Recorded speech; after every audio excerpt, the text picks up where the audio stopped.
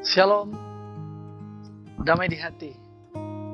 Bapak Ibu jemaat yang diberkati Tuhan, saya yakin dan percaya kita masih ada dalam pemeliharaan tangan kasih Tuhan. Amin, puji Tuhan. Oleh karena itu, sebelum kita mengawali seluruh aktivitas dan tugas tanggung jawab kita saat ini, kita kembali lagi dalam program Renungan Harian Keluarga, edisi Jumat 27 Mei 2022. Bersama dengan saya, Vikaris Pendeta Jendi Ponggohong. Tapi sebelum kita membaca dan merenungkan firman Tuhan, mari kita satu dalam doa, kita berdoa. Bapa kami yang kami imani melalui anak-Mu Yesus Kristus, kami mengucap syukur buat kasih penyertaan-Mu Tuhan. Kesempatan yang indah boleh kami nikmati di saat ini. Sebelum kami mengawali seluruh aktivitas kami, tugas tanggung jawab kami, di saat ini kami hendak membaca dan merenungkan firman-Mu sebagai pegangan hidup kami dalam kami menjalankan tugas tanggung jawab kami.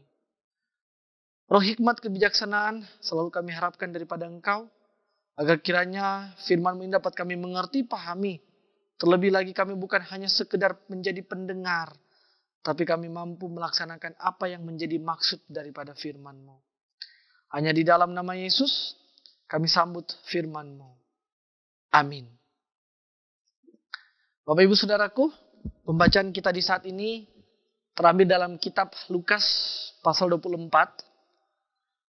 ayat 30 hingga ayatnya yang ke-32.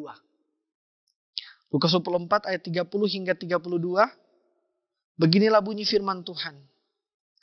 Waktu ia duduk makan dengan mereka, ia mengambil roti, mengucap berkat, lalu memecah-mecahkannya dan memberikannya kepada mereka. Ketika itu terbukalah mata mereka dan mereka pun mengenal Dia. Tetapi ia lenyap dari tengah-tengah mereka. Kata mereka seorang kepada yang lain, bukankah hati kita berkobar-kobar ketika ia berbicara dengan kita di tengah jalan dan ketika ia menerangkan kitab suci kepada kita?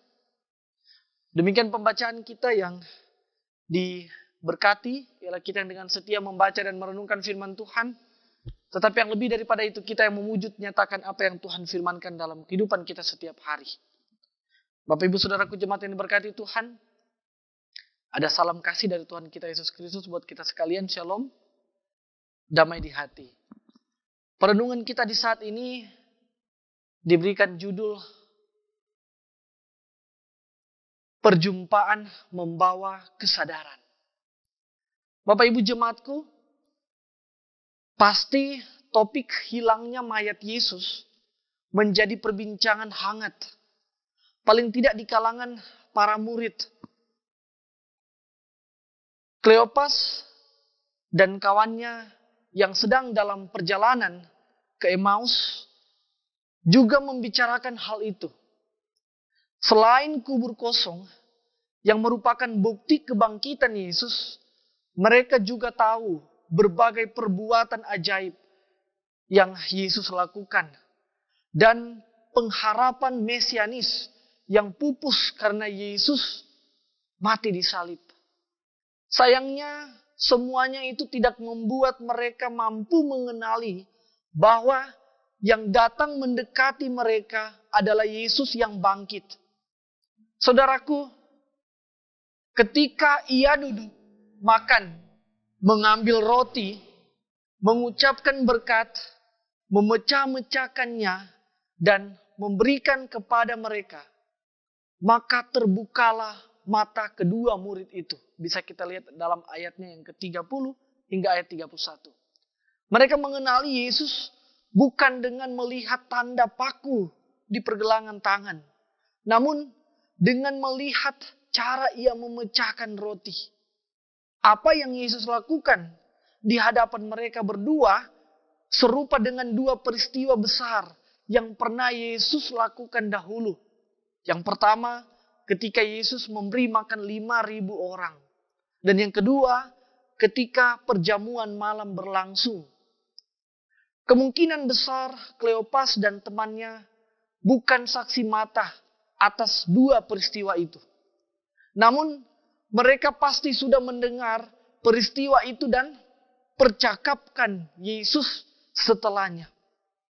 Khususnya tentang pemberitaan bahwa Kristus mempersembahkan tubuh dan darahnya untuk menjadi tebusan bagi banyak orang. Bapak Ibu jemaat yang diberkati Tuhan, semua berita itu nampaknya tidak masuk akal bagi mereka.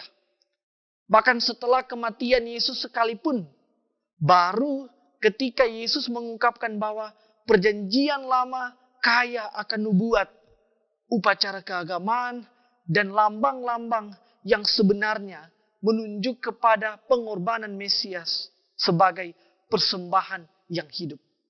Maka gerakan yang dilakukan Yesus membuat mata mereka terbuka dan mereka mengenalinya. Mereka segera kembali ke Yerusalem bukan untuk berharap agar Yesus membuktikan bahwa dialah raja dan akan menyelamatkan Israel. Tetapi sekarang mereka ke Yerusalem karena mereka sudah tahu bahwa Yesus adalah raja dan penebus. Dan yang Yesus kerjakan jauh melebihi kemerdekaan bangsa Israel yang mereka dulu idam-idamkan. Saudaraku, para murid lamban dan bodoh dalam mengenali serta menyadari kemenangan dan penyertaan Tuhan. Kita pun bisa saja demikian. Kita bisa saja menjalani hidup seolah Tuhan tidak pernah bangkit. Kita mengalami kehidupan yang murung dan banyak kegagalan sebab tidak mengalami realitas kebangkitan Tuhan secara nyata. Syukur kita tidak perlu berlarut dalam kekelaman demikian. Tuhan tidak akan membiarkan para muridnya tetap dalam ketidaktahuan, kemurungan, atau kegagalan. Yesus akan datang dan memberikan hadiratnya menjadi pengalaman nyata kita. Namun, bagaimana hadiratnya yang mengubahkan hidup itu dapat kita alami? Perikop ini memaparkan dua hal yang membuat kita dapat mengalami kebangkitan Kristus dalam kehidupan kita. Yang pertama, melalui penggalian dan perenungan firman Tuhan. Roh Kudus berkenan memberikan pengertian tentang firman yang kita baca dan renungkan sampai kita berjumpa Yesus. Yang kedua, Tuhan hadir dan membangkitkan kepekaan kita akan kemenangannya melalui pemecahan roti dan perjamuan di dalam nama Tuhan melayani umatnya. Bapak Ibu jemaat, dalam ibadah dan khususnya waktu kita ambil bagian dalam perjamuan kudus, kita berpartisipasi dalam Kristus yang mati dan bangkit. Bila kita memelihara disiplin, menggali firman Tuhan, dan beribadah penuh syukur, mata rohani kita akan terbuka melihat dan mengalami pengutusan Tuhan secara baru. Saudaraku, pengetahuan dan pengalaman dari Kleopas dan temannya dalam renungan ini membuktikan bahwa mereka hanya sekedar mengenal Yesus. Begitu juga dengan kita sebagai umat ciptaannya yang hanya mengenal Yesus dari cerita orang, apakah itu guru agama ataupun pendeta, penatua, diaken. Namun itu tidak cukup untuk mengenal dengan baik tentang Yesus.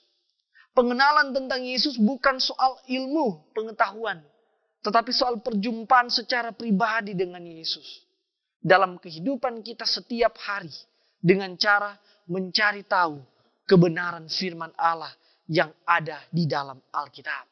Dan menyaksikan kehadiran Tuhan dalam kehidupan kita sebagai keluarga Kristen, dalam perjalanan kehidupan setiap hari. Pastinya kita pernah mengalami perjumpaan dengan Yesus. Dan tentunya hal ini menjadi suatu pengalaman yang luar biasa. Karena pada saat itulah kita benar-benar merasakan kuasa Yesus dalam kehidupan kita. Karena itu semakin kuatlah kita untuk selalu menjalani hubungan yang intim dengan Tuhan. Melalui doa, persekutuan ibadah, terlebih dengan setia belajar tentang firman-Nya. Supaya kita tetap terus berjumpa dengan Yesus dan kita mampu menjadi pembawa kabar sukacita dan berkat bagi sesama. Demikian firman Tuhan, terpujilah Kristus. Amin. Mari kita berdoa. Kami mengucap syukur ya Tuhan kami Yesus Kristus buat kesempatan yang indah yang boleh kami nikmati di saat ini. Kami boleh ada dalam keadaan sehat, kuat, dan tentunya masih dalam pemeliharaan tangan kasih Tuhan. Terima kasih Tuhan. Di saat ini kami boleh membaca merenungkan firman-Mu, kembali mengingatkan kami bahwa kami harus tetap terus menjalin hubungan yang baik dengan Tuhan melalui baca Alkitab dan berdoa. Itu merupakan sarana penghubung antara kami dengan Sang Pencipta, yaitu Tuhan kami yang kami kenal di dalam Yesus Kristus. Maka dari itu Tuhan, perteguh iman percaya kami, agar kami senantiasa boleh tetap terus hidup seturut dengan kehendak Tuhan. Terima kasih Tuhan Yesus. Berkati kami semua jemaat-Mu yang boleh menyaksikan program Renungan Harian Keluarga. Jemaat Gemi Maranatha Paslaten dari kolom 1 hingga kolom 27 diberkati Tuhan. Dalam kehidupan kami masing-masing. Dalam tugas tanggung jawab pekerjaan yang telah Tuhan percayakan kepada kami. Senantiasa Tuhan memberkati. Mampukan kami menjalani semua yang telah Tuhan embankan kepada kami. Sehingga kami boleh menikmati berkat-berkat Tuhan. Kami boleh menikmati bahwa Tuhan senantiasa turut campur tangan dalam kehidupan kami, menyertai, melingkupi kehidupan kami. Terima kasih Tuhan Yesus. Pun begitu juga senantiasa Tuhan memberkati kami, jemaat-Mu, yang saat ini mungkin ada dalam pergumulan kehidupan. Masalah antara suami dengan istri, masalah antara orang tua dengan anak.